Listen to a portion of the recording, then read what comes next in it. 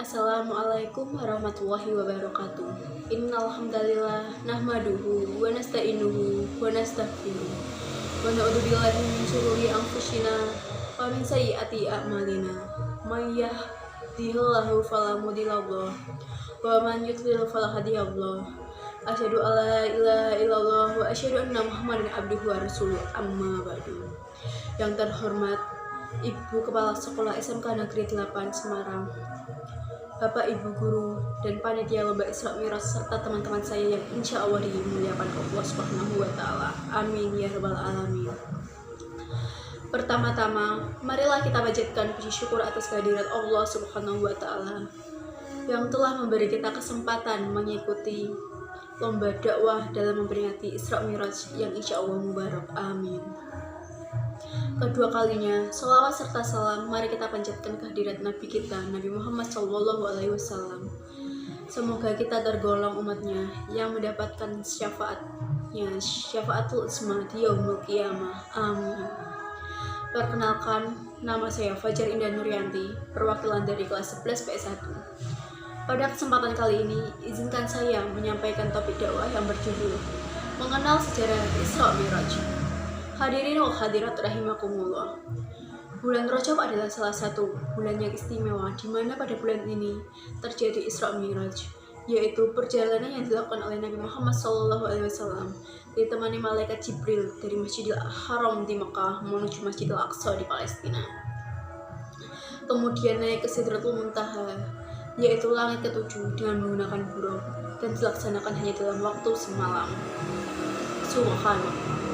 Hadirin sekalian yang dimuliakan Allah, Isra Mi'raj merupakan peristiwa luar biasa karena tidak ada kendaraan ataupun hewan yang semutakhir buraq yang dapat menempuh perjalanan sampai ke langit ketujuh dalam waktu semalam. Akan tetapi, jika Allah sudah berkehendak, apapun bisa terjadi. Idza aradallahu syai'an an yaqula lahu kun fayakun. Ini terjadi atas kuasa Allah. Kita sebagai seorang mukmin harus mengimani dan meyakininya, sebagaimana Allah berfirman dalam surat Al-Isra ayat 1 yang berbunyi, A'udzu billahi minasyaitonir rajim. Bismillahirrahmanirrahim.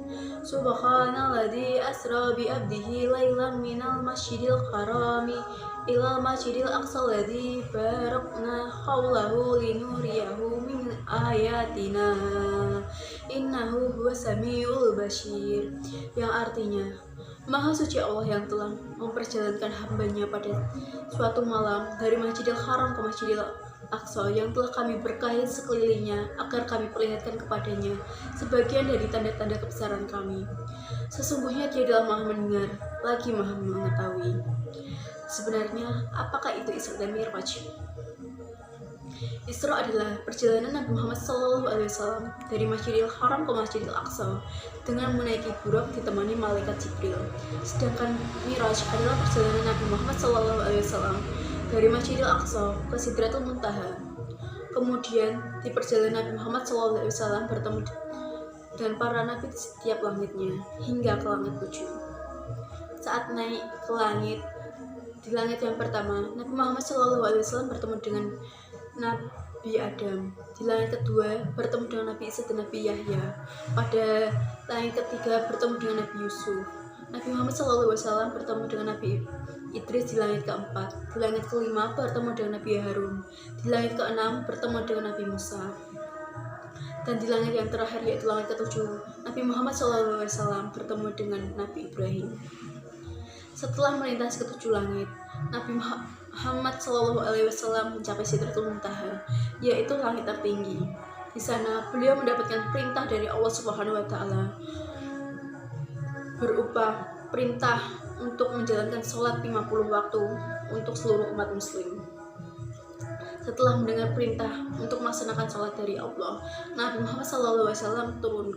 Sebelum sampai ke bumi, ia bertemu dengan Nabi Musa dan ditanyai, apa yang telah diwajibkan oleh Rabbmu atas umatmu? Tanya Nabi Musa. Kemudian Nabi Muhammad SAW menjelaskan bahwa ia diperintahkan untuk menyampaikan pada umatnya untuk menjalankan ibadah sholat 50 waktu. Namun setelah Nabi Musa mendengarnya,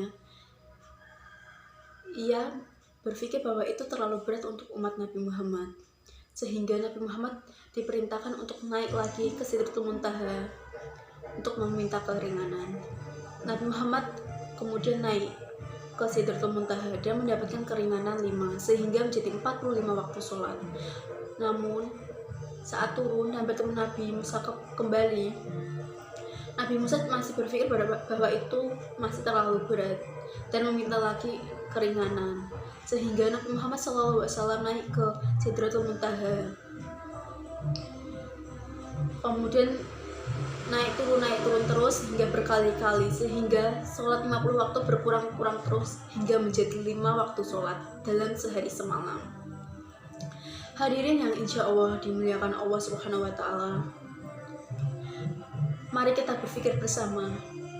Terkadang kita yang menjalankan sholat 5 waktu aja masih bolong-bolong, apalagi jika menjalankan 50 waktu. Bisa dibayangkan akan seperti apa. Hadirin sekalian, seharusnya kita sebagai hamba Allah harus melaksanakan perintahnya dan menjauhi larangannya, seperti melaksanakan sholat 5 waktu. Sebagai bukti ketakwaan kita kepada Allah Subhanahu wa Ta'ala, karena sholat merupakan tiang agama dan amalan yang pertama dihisab adalah sholat di hari perhitungan atau padang mahsyar. Oleh karena itu, mari kita bersama-sama menjalankan perintah Allah, menjalankan ibadah sholat 5 waktu dan melaksanakan sunnah-sunnahnya. Akhir kata, saya mohon apabila ada kesalahan dan kekhilafan dalam kata-kata maupun perbuatan, karena yang benar datangnya dari Allah dan yang salah datangnya dari diri saya sendiri. Wabillahi taufiq wal hidayah. Wassalamualaikum warahmatullahi wabarakatuh.